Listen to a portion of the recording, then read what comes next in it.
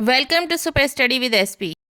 आपके exams 10th, 12th and NEET के competitive exams करीब हैं और आपको अपने एग्ज़ाम में सक्सेस पाने के लिए लगातार कोशिश करनी चाहिए, प्रैक्टिस करनी चाहिए। इसके लिए स्टडी पॉइंट आपके साथ खड़ा है। अगर आप भी अपने एग्ज़ाम में सक्सेस पाना चाहते हैं तो आपको अपने डाउट और प्रैक्टिस पर कंटिन्यू फोकस करना चाहिए। आपके जो भी डाउट हैं आप उन्हें टीचर से पूछकर सॉल्व कर सकते हैं।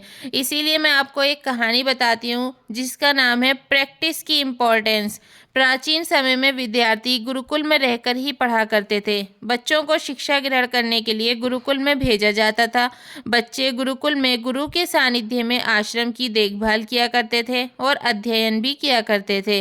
वरदराज को भी सभी की तरह गुरुकुल भेज दिया गया। वहाँ आश्रम में अपने साथियों के साथ घुलने मिलने लगा, लेकिन वह पढ़ने में बहुत ही कमज़ोर था। गुरुजी की कोई भी बात उसके बहुत कम समझ में आती थी। इसी कारण सभी के बीच वह मजाक का पात्र बनता था।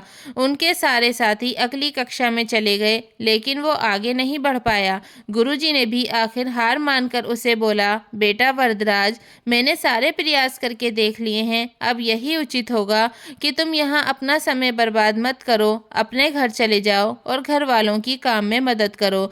वरदराज ने भी सोचा कि शायद विद्या मेरी किस्मत में नहीं है और भारी मन से गुरुकुल से घर के लिए निकल गया। दोपहर का समय था। रास्ते में उसे प्यास लगने लगी।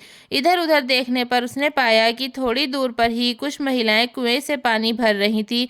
वह कुएं के पास गया। वहां पत्थरों पर रस्सी के आने जाने से निशान बने हुए थे।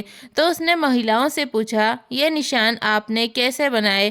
तो एक महिला ने जवाब दिया, बेटे, ये निशान हमने नहीं बनाए। ये तो पानी खींचते समय इस कोमल रस्सी के बार बार आने जाने से ठोस पत्थर पर ऐसे निशान बन गए हैं। वरदराज सोच में पड़ गया। उसने विचार किया कि जब एक कोमल सी रस्सी के बार बार आने जाने से एक ठोस पत्थर पर गहरे निशान बन सकते हैं, तो निरंतर अभ्यास से मैं विद्या ग्रहण क्यों नहीं कर सकता। वरदराज ढेर सारे मोटिवेशन के साथ वापस गुरुकुल आया और कड़ी मेहनत की। गुरुजी ने भी खुश होकर भरपूर सहयोग किया। कुछ ही सालों बाद यही मंदबुद्धि बालक वरदराज आगे चलकर संस्कृत व्याकरण का महान विद्वान बना, जिसने लघु सिद्धांत कौमुदी, मध्य सिद्धांत कौमुदी, सार सिद्धांत कौमुदी, गीरवाड़ पदमंजरी की रचना की। इस कहानी से आपको क्या शिक्षा मिलती है या इस कहानी का मोरल क्या है दोस्तों?